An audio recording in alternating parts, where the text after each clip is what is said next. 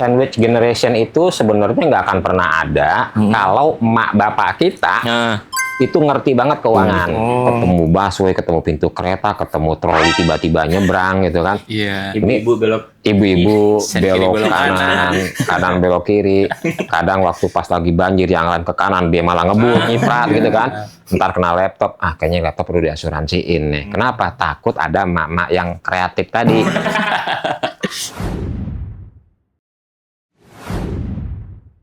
Assalamualaikum warahmatullahi wabarakatuh. Hai Sobat Sinergi. Nah, selamat datang di podcast Sinergi Bertumbuh, tempat di mana kita berbagi inspirasi, wawasan untuk bertumbuh bersama. Nah, di sini saya bersama Mas Faris dan saya Hafiz. Nah, di sini kita bakal ngobrol dengan para praktisi, tenaga ahli. Pada saat ini kita sudah kedatangan salah satu praktisi ya, finansial. Nah, kita bersama saya Pak LH. Nah, Pak Lukman Hakim ya. Lukman Hakim. Nah, di sini kita akan membahas seputar keresahan-keresahan mungkin dari generasi kita ya Mas ya. Iya. Dari generasi Z gitu. Keresahan-keresahan tentang finansial, tentang keuangan. Gimana cara kita mengelola keuangan. Kebetulan kan kami juga alhamdulillah sudah bekerja gitu. Gimana kita cara mengelolanya. Terus gimana kita nanti spending uangnya untuk apa gitu Pak. Mungkin langsung saja ke pertanyaan pertama nih Pak. Oke. Nah dari saya nih, salah satu keresahan saya juga sih Pak sebagai Gen Z gitu. Dimana kita melihat fenomena itu ada yang namanya pay later. Oke. Nah iya, itu kan kita bisa melihat maraknya mungkin ke belakang itu marak sekali penggunaan pay later, mungkin atau kartu-kartu kredit digital di kalangan Gen Z itu. Mungkin gimana sih Pak tipsnya supaya kita nggak terjerumus atau terkunci? Ibaratnya kan kalau itu kan terkunci ya Pak. Betul. Ya, nggak susah untuk keluarnya. Gitu. Gimana Pak? Pay later, kartu kredit CC lah ya. Iya. Sebenarnya kartu kredit atau CC itu sejak tahun 90-an ya, akhir 89 malah. Itu larisnya luar biasa. Sekarang ada pay later. Pay later itu bisa disebut kartu kredit digital. Iya, digital. Kan? Itu ada. Artinya sama lah dia setipe. Kenapa dia laris? Simple, karena orang butuh. Iya. Orang butuh. Kenapa orang butuh? Karena manusia itu kan cenderung lupa. Cenderung lupa. Kenapa? Zamannya kartu kredit sebelum digital itu tahun 2016, 2015 lah ya, munculnya Gojek, Grab itu kira-kira disitulah digital tuh. Nah di bawah itu, orang kalau anak ketinggalan istri, kalau kerja, udah lu naik ojek aja, ya dulu gitu ya. Ketinggalan dompet, dia balik. Balik kenapa? Di situ ada kartu kredit, ada kartu debit, ada invoice, surat utang, dan lain ada di situ. Berarti kartu kredit dibutuhin, kartu debit dibutuhin. Bedanya apa? Kalau kartu debit, dia punya duit ditaruh di situ. Jadi dia bisa dipakai kapanpun karena duitnya ada. Kalau kartu kredit, duitnya nggak ada di situ. Tapi ada bank di situ. Dia bisa gunain, nanti bank yang bayarin. Bank itu kan bukan nenek moyang kita. Bukan juga Dewan Kemakmuran Masjid. Bukan. Bukan DKM Pak. Bukan DKM. Bank itu orang lain yang minjemin duit. Nah setelah dia bayarin, dia nanya, lu mau bayar utang ke gue kapan? Kan gitu. Kata orangnya 3 hari, 4 hari, sebulan, 2 bulan. Kata bang, oke. Pas 3 bulan, bang nagih dong. Orang duit dia dipakai, ajuin kartu kredit. Sekarang pay later sama. Waktu dia kerja, dompet ketinggalan, nggak peduli. Handphone ketinggalan, balik.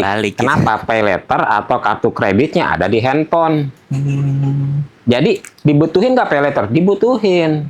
Untuk apa? Waktu dia tadi belanja patungan, beli baju, beli apapun, pakainya pay later. Kenapa? Dia belum punya duit saat itu. Jadi bank bilang, udah gue bayarin, gitu kan? Dia nanya, kapan lu bayar?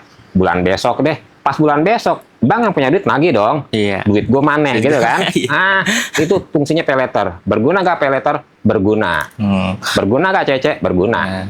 Sebenarnya kalau dibilang berguna ya. Cuman maraknya sekarang ya Pak, kita lihat kadang tuh penggunaannya kurang tepat. Kadang ada yang Karena generasi kita ya, Jadi- itu jadi gaya hidup Gaya gitu. hidup. Buat beli handphone baru gitu. Iya, Ngeliat iya. temen punya handphone baru sedikit, aduh besok mau beli gitu. Hmm. Tuh, gimana Pak kita solusinya supaya bisa menahan diri gitu? Ah. Gitu. Bisa menahan diri itu sebenarnya simpel sih, simpel ya. Kita harus menyesuaikan setiap sesuatu berdasarkan fungsinya. Misalnya, fungsi handphone saya tadinya cuma SMS waktu zaman Nabi Ibrahim dulu kan. Ya. Sekarang udah setelah selesai zaman kekinian, dia perlu WA, perlu Telegram, perlu Livin kalau yang punya Mandiri, atau perlu yang lain, maka ada di sini. Lalu paylater, karena udah ada Livin, udah ada yang lain, paylater bagi saya udah nggak perlu. Nah, selesailah tuh saya patok di situ. Maka yang lain enggak. Kenapa? Udah ada yang ngelola. Teman-teman juga sama. Teman-teman punya handphone. Handphonenya buat apa? Buat Telegram. Dia perlu nggak buat bayar patungan? Enggak lah, orang gue makannya sendirian terus. Ya udah, paylater patungan lewatin. Nggak perlu. Nggak perlu tuh Pak ya. Jadi berdasarkan fungsi dari segala sesuatu.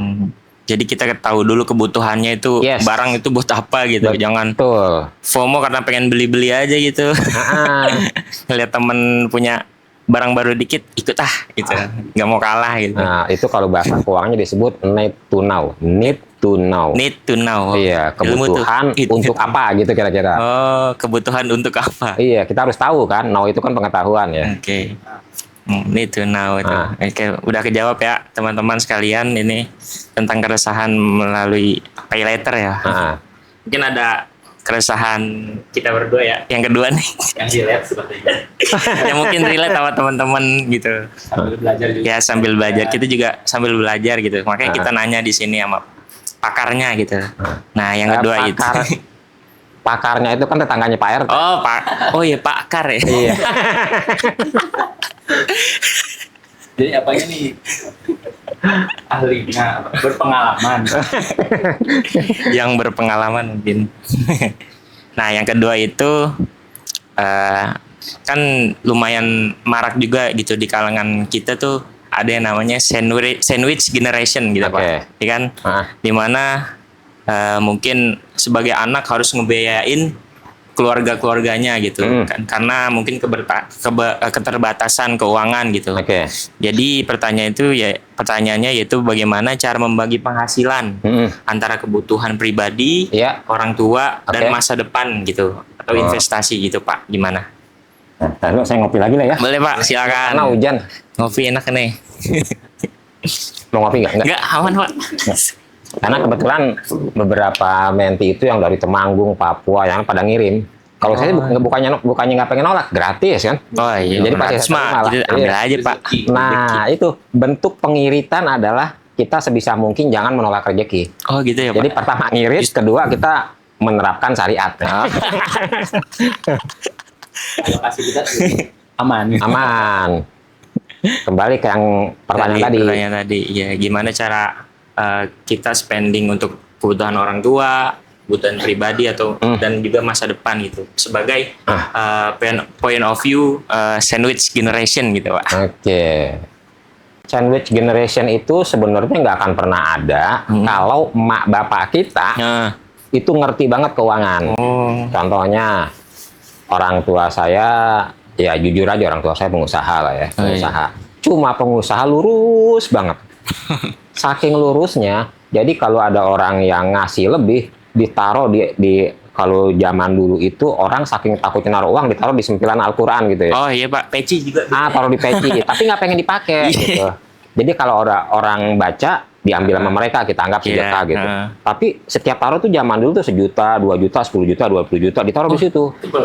Iya, ada orang dulu kalau ngasih emas batangan dulu orang nyebutnya bukannya LM tapi emas balokan.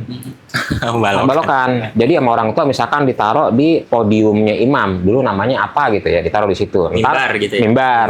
Terus ada imam masjid datang karena nggak tahu diambil ditaruh di tromol jadi amal. Oh. Jadi bapak saya tuh terlalu lurus. Terlalu lurus. Nah, saking lurusnya kami nih anak-anaknya itu kelas 1 SD di kelas 2 SD dibilang, "Lu udah bayaran?" Udah beli seragam, udah beli buku, udah, ya udah tidur. mau jajan Pak, mau jajan, cari, gitu. Jadi kita nyari sendiri. Jadi nyari sendiri kalau Ya sendiri.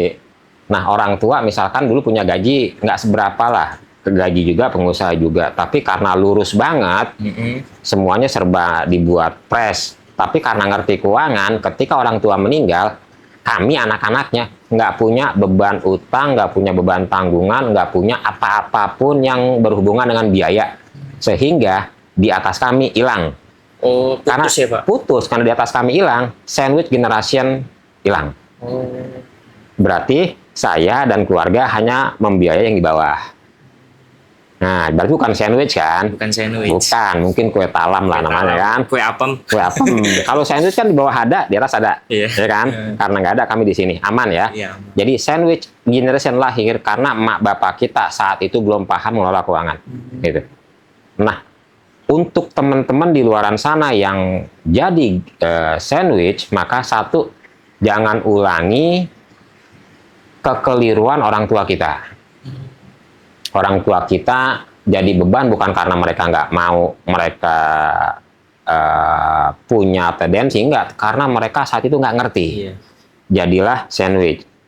Karena supaya anak kita nanti nggak sandwich, maka kita harus ngerti nih pengelolaan keuangan. Cara yang pertama, harus paham banget 1 bulan kebutuhan kita berapa. Spendingnya itu dulu ya Pak. Ya harus jelas. Misalkan Mas Faris sama Mas Hafiz nih, penghasilan 10 juta, 20 juta misalnya ya. Amin. Amin. One day. One day. Kalau bisa tomorrow gitu kan. Tomorrow. Nah, kalau one day kita belum tahu kapan ya, tomorrow. Nah, 10 juta, 20 juta. Berapa kita punya pengeluaran? Misalnya 3 juta sampai 4 juta. Tambahin sedikit. Dari 3 juta ke 3,5, dari 4 juta ke 4,5. Buat apa? Buat spare kalau ada apa-apa. Ingat, mana kalau ada apa-apa tuh bukan keranjang kuning ya. Gitu Pak. Kalau ada apa-apa. Kalau ada apa-apa. Kalau nggak ada apa-apa, masukin celengan gitu. Jadi kita patok segitu. Karena ada di sisanya. Sisanya taruh di saham, taruh di emas, taruh di reksadana, taruh di tabungan, di deposito, terserah. Pak, saya konvensional banget. Emas saya dulu nabungnya di bambu. Ya taruh di bambu, masukin nggak apa-apa. Celengan ayam. Celengan ayam masukin aja. Toh orang nabung dimanapun nggak ada yang larang kan. Nah udah selesai. Pas bulan kedua, ternyata emak kita yang merupakan salah satu tekanan sandwich bilang, gue pengen jalan ke makam Wali Songo, pengen jalan ke makam bapak gue, kan ada spare tadi 500.000, keluarin. Dana itu yang dikeluarin ya Pak? Iya. Kalau bilang kurang, Mak, Pak, saya udah spare segitu, tolong gimana caranya supaya cukup. Kalau emang Wali Songo ada 9, ya coba 3 dulu, bulan besok 3, besok 3, kan nggak harus 9 penuh kan? Nggak harus, misalkan yang Cirebon dulu, atau sampai Kudus dulu kan, terus pulang lagi. Nanti boros dong, nggak apa-apa, paling nggak orang tua punya kegiatan, gitu. Paling nggak cara dana itunya itu yang kita keluarin yang untuk mungkin kebutuhan orang tua yang spare tadi Pak. Iya. Yang kebutuhannya itu. Misalkan ya. Misalkan. Iya. Nah, mungkin kan Pak tadi kan ada hubungannya sama orang tua ya Pak ya? Iya. Nah, menurut Bapak gimana sih dengan statement banyak anak, banyak rezeki Pak? Iya. Nah, itu pendapat Bapak kayak gimana? Banyak anak, banyak rezeki. Saya sih sependapat ya. Saya sependapat. Logikanya gini. Logikanya, ini sih, saya punya anak 1 misalkan. Pagi-pagi ada orang pas lagi datang, Kang LH, ya anak lu lahiran? Iya, tuh gue bawain susu. Oh iya, berapa kotak? 3, karena anaknya 1. Kalau saya punya anak kembar, dia nggak mungkin bawain 3, minimal 4. Minimal 4, syukur-syukur dikali 2 jadi 6. Banyak anak, banyak rezeki. Iya, harusnya saya dapat kotak susu 3, gara-gara kembar jadi 4. Ya kan? Benar, jadi banyak anak, banyak rezeki. Betul, nggak salah. Banyak anak, banyak biaya. Juga nggak salah. Rezeki yang kita dapat dengan biaya yang kita keluarin, banyak mana? Biaya. Nah, kalau banyak biaya, rezekinya perlu ditambah. Logikanya kan gitu. Iya. Anak saya baru 1. Saya mungkin cuma kerja tok. Pas anak saya 2, saya harus ngajar di luar. Kenapa? Butuh biaya tambahan. Jadi biaya yang bertambah, rezeki yang segini geser lagi. Gitu. Jadi semakin banyak anak mungkin semakin memotivasi kita kali ya. Iya, karena ini dia nanti masuk ke rumusnya selling. Oh, Di selling itu ada perform. Ada perform itu berarti penghasilan lah kita anggap. Perform itu diantaranya penghasilan. Di bawahnya itu ada motivation. Di sininya lagi nanti ada skill. Motivation itu apa? Diantaranya anak. Skill itu apa? Ya pendidikan atau keterampilan. ya. Berarti ada rumusnya lagi tuh Pak ya kalau Rumus praktis ya, bukan praktis rumus ya. teori. Oh, rumus praktis sih aja. Praktis. Iya. Mungkin itu seputar pertanyaan ya. Ya. Ada lagi mungkin dari kami ya Pak, karena kita menjelang bulan Ramadan juga nih Pak. Kan kadang kita sebagai anak muda gitu dapat tunjangan hari raya. Nah, itu cara mengelolanya gimana Pak? Mungkin caranya membagi keuangannya, membagi spending keuangannya gimana itu supaya nggak boros. Karena biasanya di awal-awal tuh langsung dia kalap langsung beli apaan aja gitu. Nah, itu kan ada peribahasa ya. Gali lubang tutup danau ya. Tutup lubang Pak. Oh, tutup lubang. Tutup lubang. Takut beda nih. Makanya saya dicoba. Untung tahu. Lubang tutup maksudnya danau itu terlalu luas, jadi Luas, nggak iya. kelar-kelar gitu. Kalau saya dulu ya karena saya udah tua mau pensiun ya mau nggak mau apa yang saya omongin ya wajib berdasarkan pengalaman ya. Dulu waktu saya masih kuliah atau baru pertama kali kerja, pas dapat THR itu senangnya setengah mati. Iya betul. Senangnya setengah mati. Waktu itu kerja, tahu-tahu dibilang, Kang, lu dapat lembur. Iya, uang lemburan. Wah, pas dapat duit lemburan dulu kan masih bayar tunai itu. Iya, Dipanggil atu-atu Amplop. kayak amplop. Kayak film koboi zaman dulu. Oh iya. Dipanggilin, Luis dikasih, Robert dikasih gitu. Mafia Iya. dulu. Jadi saya dipanggil, Lukman pas lagi maju dilihatin, 50.000. Saya langsung ke dulu namanya Mart apa gitu ya. Swalayan saya masuk, saya beli banyak, buat 1 bulan kebutuhan saya bawa pulang. Jadi ketika saya dikasih uang lemburan, langsung saya belanjain buat bulanan. Lemburan. Terus saya dapat THR, dapat uang lain, belanja bulanan udah nih, apalagi nih? Oh, buat beli baju. Pas beli baju udah selesai nih. Masukin tabungan Jadi kami dulu ya karena didikannya didikan Belanda ya kayak gitu ya, didikan penjajah, VOC, jangan sampai duit habis gitu kan. Jadi pas dapat THR, belanjain buat kebutuhan saat itu, terus belanja buat baju apa? Bahkan dulu ada pemeo gini, lu beli baju apa buat lebaran? Ya baju yang bisa buat ngantor. Oh. Gitu. Jadi kalau beli baju koko berkeras. Sekalian ya Pak? Sekalian. Iya, jadi bisa buat baju koko juga buat sholat, buat ini juga bisa, buat ke kantor juga bisa. Ngirit lah ya. Akhirnya uang separuh masukin tabungan. Setelah masuk tabungan, udah selesai. Pas kita ke kampung, orang lain bilang, kita nonton yuk, kita jalan ke gunung yuk, kita jalan ke Jogja yuk. Tabungan masih ada, kita ambil boleh nggak? Boleh kan uang kita. Berarti kita belanjakan di kampung, menggerakkan ekonomi daerah. Boleh nggak? Boleh. Tapi kan uang nggak di tangan kita, tapi di tabungan. Setelah kita pulang, ya biasalah. Orang kalau pulang lebaran itu macem-macem lah, diare lah macem-macem kan. Duit masih ada. Masih ada. Selesai. Nah, kalau teman-teman tadi masuk keranjang kuning semua, duit habis, pas lebaran, diare, duit dari mana? Kagak ada duitnya. Nah, berarti kan pay later lagi. Pay later lagi, balik lagi ke ujungnya. Ya, berarti ya gimana cara kita mengelola uangnya itu ya Pak? Yes, betul sekali. Nah, tadi ngomongin ini Pak, seputar UMKM. Tadi kan kita sebagai konsumen ya, kita juga harus mensejahterakan UMKM gitu Pak. Betul. Nah, cara kita itu membaginya supaya UMKM tetap di sekitaran rumah itu tetap berjalan tuh seperti apa Pak? Iya, dia suruh keliling aja. Pasti jalan kan. Iya, kalau dia mangkal nggak jalan-jalan. Maksudnya kan kita kadang suka beli di swalayan gede langsung gitu. Padahal mah warung-warung dekat sekitar rumah kita tuh ada gitu. Kita memilih malah belinya di swalayan-swalayan yang gede gitu. Gitu. Nah, sebenarnya sih kalau udah masuk bisnis ya semua orang tahu lah ya. Ketika harga turun, pembeli banyak. Ketika harga naik, pembeli berkurang. UMKM wajib kita bantu, wajib karena dia kan memang lahir dari rahim kita. Tapi, nah ini dia tapi nih. Ada tapinya. Ada oknum UMKM yang manfaatin banget kita. Nih yang namanya Hafiz sama Paris orangnya senang sedekah nih. Pas dia datang, tanya, mau ngapain Paris, Hafiz? Jumat berkah nih, itu pakai nasi gua aja. Berapa? Sebungkus 30.000. Padahal dia biasa jual 21.000.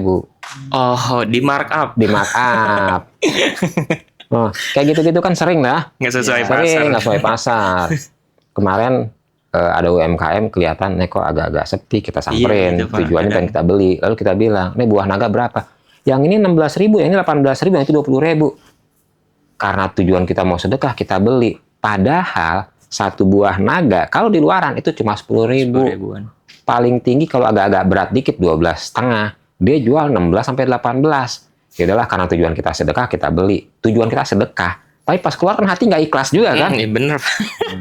Kurang ajar banget nih. Besok kita nggak balik lagi gitu. Nah, oknum-oknum UMKM kayak gini yang setidaknya perlu kita edukasi gitu. Berarti perlu edukasi juga terhadap UMKM yang mungkin bisa dibilang oknum ya Pak. Iya, oknum tapi banyak. Banyak ya. Ya, ada pertanyaan lagi dari Mas Faris. Boleh, terima kasih Mas Apis pertanyaan. Nah, mungkin ini pertanyaan langsung dari pengalaman saya ya Pak ya. Terus dari lubuk hati yang paling dalam ke belakang. Ya, betul. Karena kan saya sendiri masih belum, mungkin apakah ini sudah benar, apakah masih salah. Mungkin pengen tahu nih tips dari Bapak itu, tips cara budgeting per bulan gitu Pak. Karena kan alhamdulillah kita sudah bekerja ya. Gen Z ini sudah bekerja, sudah punya penghasilan. Nah, setiap bulannya tuh gimana sih kalau dari versi Bapak untuk membudget gaji bulanan itu? Oke. Dulu waktu saya pertama kali baru kerja, saya itu di Roxy itu.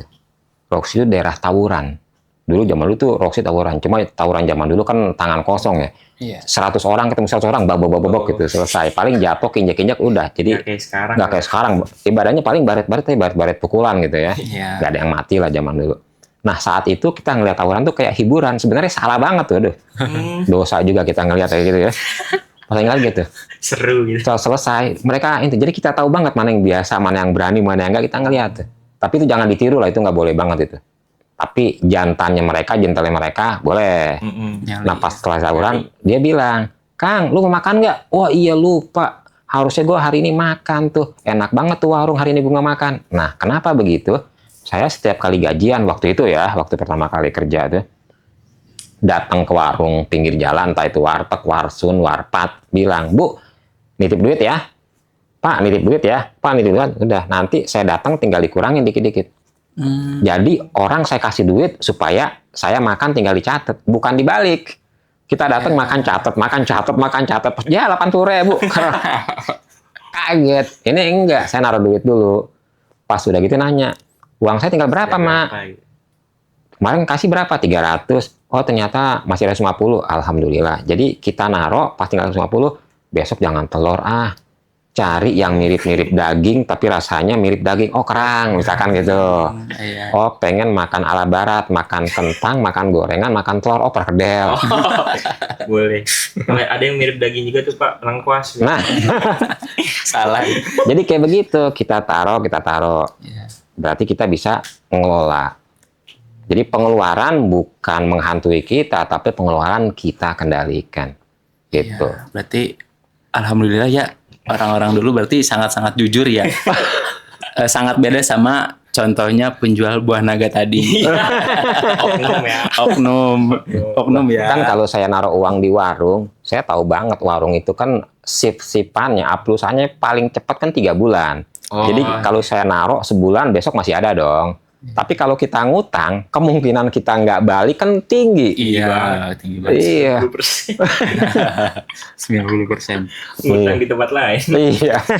Iya, betul. Gitu. Nah, mungkin kan barusan tips budgeting ya Pak ya. Nah, kan ada juga namanya dana darurat. Dana darurat itu sebagai fondasi ya Pak ya. Mungkin seberapa penting sih dana darurat atau pondasi ini bagi kita, bagi Gen Z ini Pak? Ya, pendapat Bapaknya mungkin seperti apa?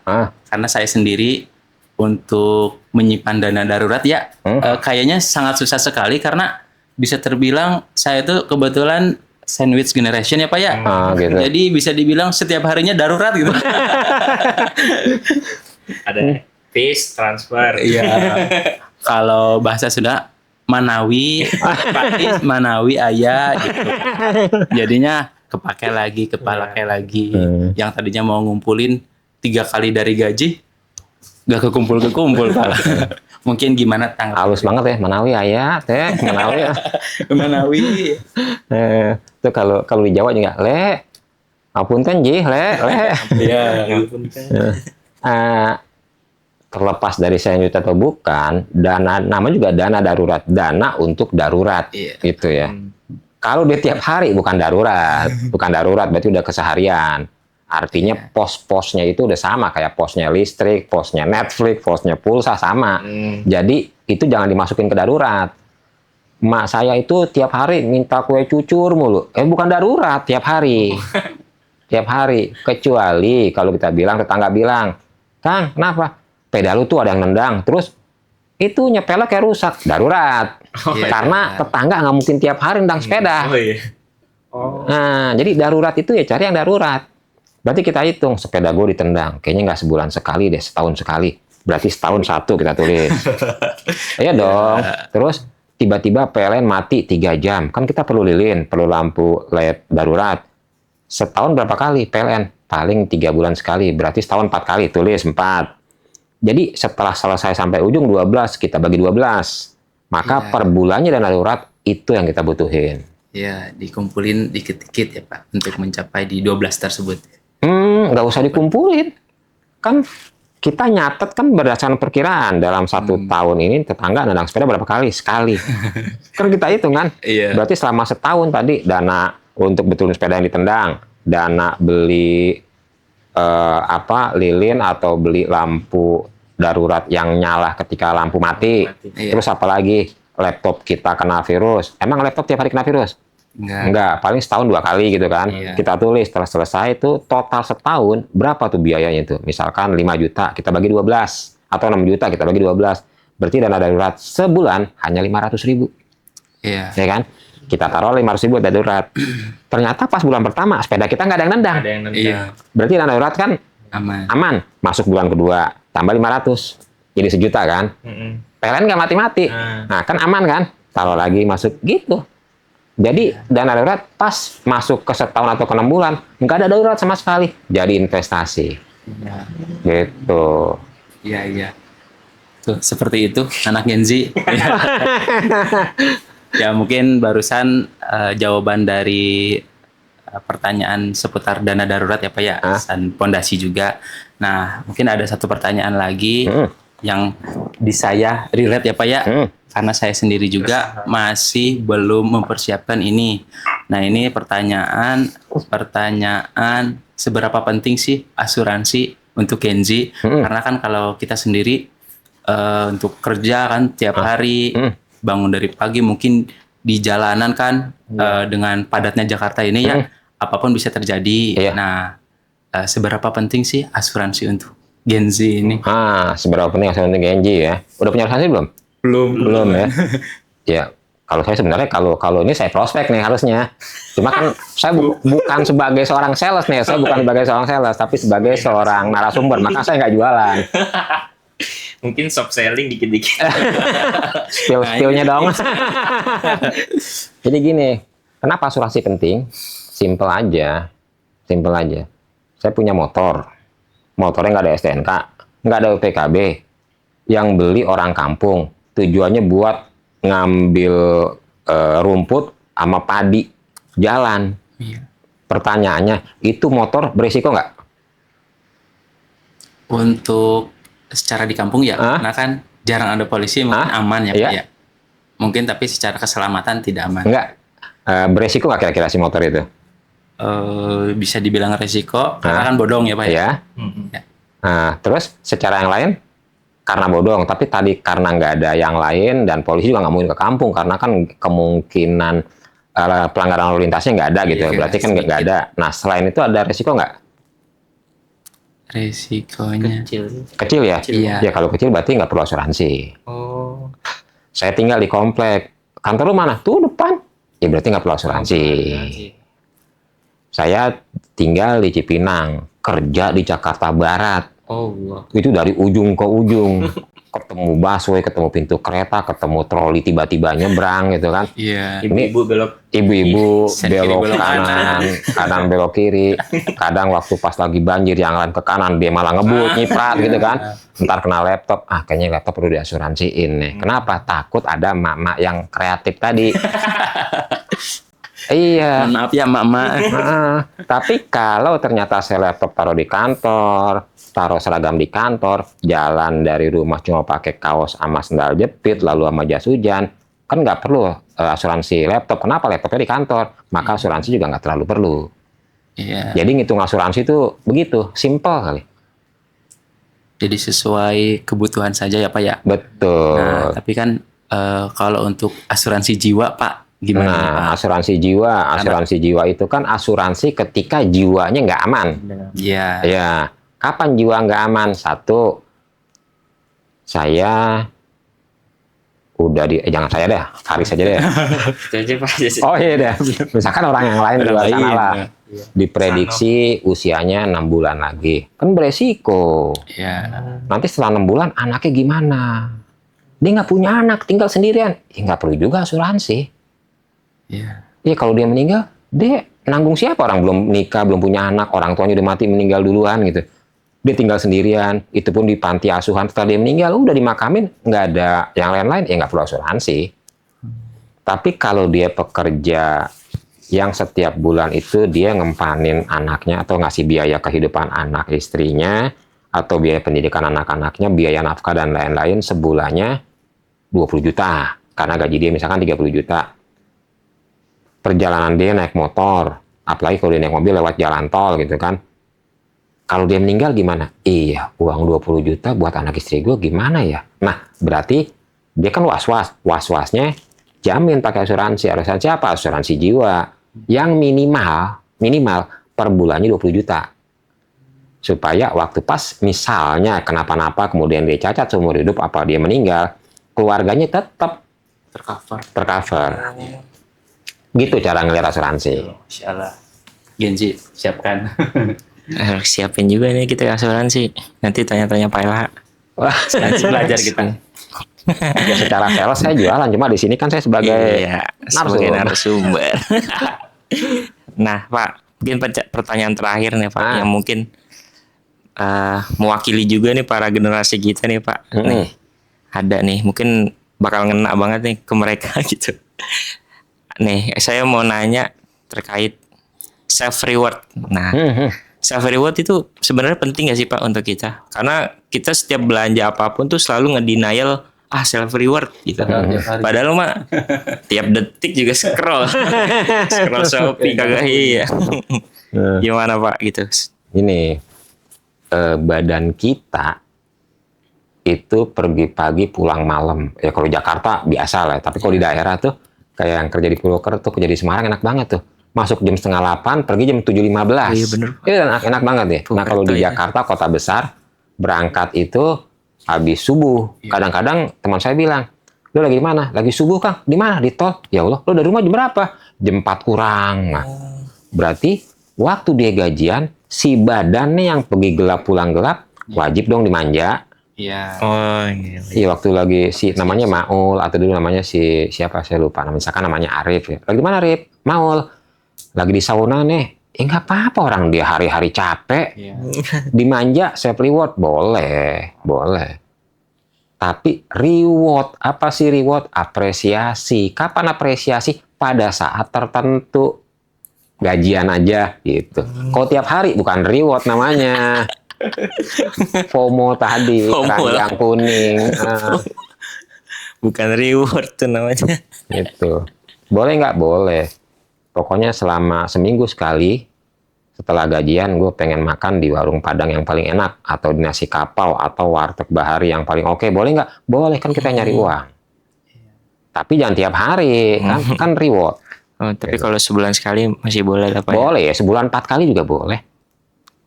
Seminggu sekali. Seminggu sekali. Oh iya, Boleh. boleh ya. Gitu. Tapi tergantung juga kita kebutuhannya. Jangan main. Kalau saya rewardnya sih gampang kalau saya. Reward saya adalah kalau saya punya uang, berangkat saya ngelihat orang tua yang lagi markirin karena dia pengen ngasih makan cucunya, saya kasih nasi uduk dia senyum, itu reward saya. Masya Allah. Iya, bener sih, Pak. Ternyata kalau dia bilang, Pak, sini Pak sebentar, kenapa kebanyakan Pak? Ya udah makan berdua. Itu. Oh, itu tuh Nadia pernah itu Nadia tuh pernah wawancara ke orang tuanya. Sebenarnya sederhana ya Pak ya. Iya. Reward kalau reward saya begitu. Reward saya begitu. Kita perlu contoh juga nih Pak Ilha.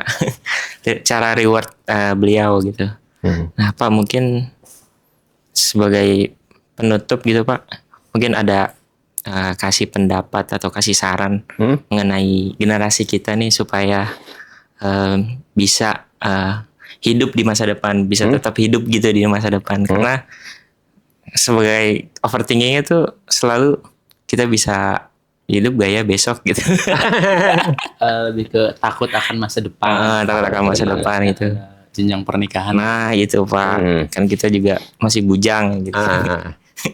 Mungkin saran-sarannya buat teman-teman. Sarannya sebagai penutup. Ya gampang lah ya. Kalau pengen kaya ya cari istri yang kaya udah pasti. Betul. Kalau pengen ujian banyak ya cari istri yang di bawah kita. Atau cari istri yang cerewet, udah pasti ujian gitu kan. Ya Allah. Tapi kalau pengen mapan ya cari istri yang tahu banget kita. Misalnya ya harus dengan pengalaman lah. Misalkan saya dengan istri saya lah. Saya satu kampus di UI. Dia tahu saya ngekos, dia juga ngekos. Setiap kali ujian kita selalu ke perpustakaan. Dulu kan perpustakaan belum digital ya. Jadi bukunya itu yang tebal-tebal luas kita bawa supaya kita hemat ya. Kita minjemnya satu tapi belajar bareng-bareng gitu. Tapi siang, kalau malamnya jangan. Kalau malam ya tangan harus di belakang gitu. Nah, cangkep tuh Pak. Kita belajar bareng, berarti kan berhemat.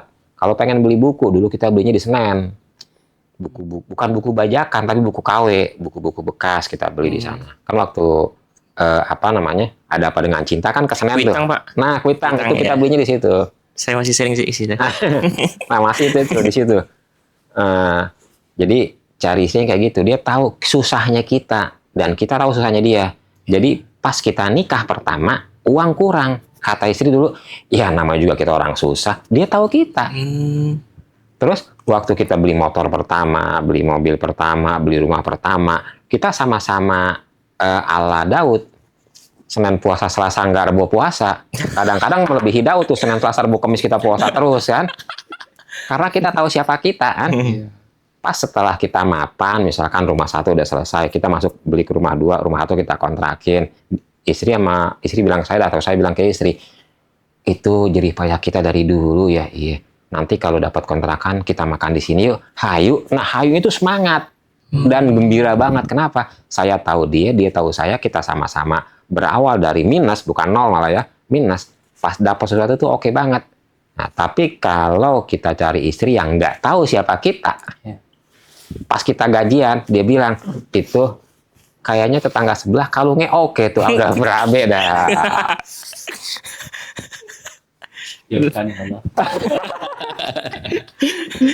Kemarin mobil baru tuh baru turun. Begitu kira-kira. Oh gitu ya Pak. Berarti cari pasangan ya ibaratnya. Itu juga yang harus sama-sama tahu pribadi masing-masing ya Pak. Yes. Supaya kedepannya juga enak gitu kan. Sama-sama kerjasamanya gitu ya. Nah, iya, karena kalau kita berawal dengan istri atau calon istri yang sama-sama ngelihat kita minusnya sama, satu saat kita misalkan kemalaman di jalan, tidur di musola, pules. Tapi kalau dia biasa tidurnya di hotel pas kita ada ke musola, besoknya kan kerokan nggak mau deh, cerai. Janganlah, jangan sampai. Gitu. Kerokan nggak mau. Ya mungkin teman-teman, mungkin itu seputar keresahan kami sebagai generasi Z yang mungkin bisa mewakili para teman-teman sinergi sekalian.